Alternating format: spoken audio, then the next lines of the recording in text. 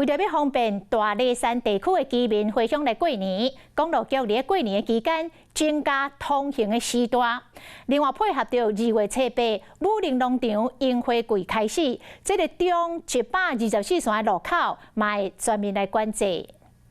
为着大梨山地区居民的回乡需求，伫咧春节期间，公路局甲高管到梨山的通行时段，为原本的3个增加到5个时段。这段期间我们每天开放5班，是7点、跟10点、12点、下午2点跟下午4点半，5班次让民众方便返家。中区永和工程分局表示，通行的对象是梨山居民，工程维修含紧急救助，一般民众就要坐公车往回。若是拄到天气状况歹，道路嘛会封起来。 管制通行。另外，2月7、8武林农场的樱花季开始，伫咧中124线路口嘛会全面管制，禁止汽车通行。要去的民众会使利用6条大众交通工具。不管是从宜兰端的，我们从国光、统联那边的搭乘，只坐公车上那个武林农场。武林樱花季期间，总量管制逐天6000人，包括大的1800人，当日来回4200人。建议民众爱提早来规划。